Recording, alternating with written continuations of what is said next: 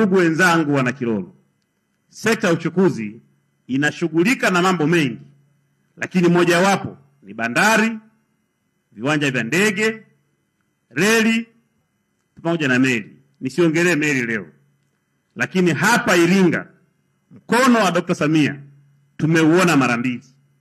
Moja, kwa kutambua mkoa huu una biashara mbalimbali, una kilimo, una utalii, sekta ambayo kimsingi inatuletea fedha nyingi sana.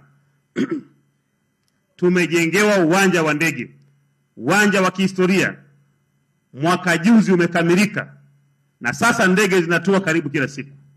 Zaidi ya bilioni 60 ziliwekwa pale ili kufufua uwanja huu wa ndege wa Iringa. Lakini katika kutimiza ahadi ya Dr. Samia Suluhu Hassan aliyosema ndani ya siku 100 na kuendelea kuibadilisha nchi hii, na hapa mkoani Iringa tumepokea bilioni 41 ambayo inakwenda kujenga jengo zuri la kisasa lenye hadhi kwa wana Iringa. Ili ukitaka kusafiri unapitia kwenye jengo lile. Mpigie makofi Dr. Samia Suluhu Hassan. Yote hii sisi lazima tushukuru, ndugu zanguni. Lakini la pili, kwenye reli, hapa amezungumza mbunge wenu mara kadhaa alipokuwa akipigania barabara ambayo tuongelewa na ndugu yangu Greda hapa, kwamba barabara hii inakwenda kuunganika moja kwa moja mpaka kwenye reli yetu ya Tazara.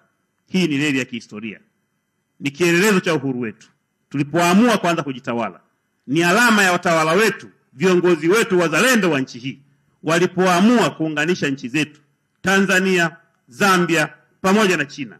Ilijengwa miaka 1975 ikiwa na uwezo wa kubeba mzigo wa tani milioni 5, lakini miaka yote hiyo haikuwa inabeba mzigo huo kutokana na uharibifu wa miundombinu, kutokana na changamoto mbalimbali.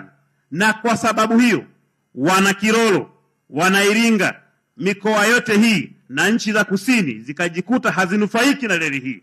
Ni Dr. Samia Suluhu Hassan kupitia diplomasia ya uchumi akaamua mwaka 2022 kukutana na rais mwenzake wa Zambia na wa China, baadaye wamesaini mkataba. Reli hii inakwenda kukarabatiwa upya kwa thamani ya zaidi ya trilioni 3.3, fedha ambazo zimekwisha kamilika. Piga makofi mwana Kilolo.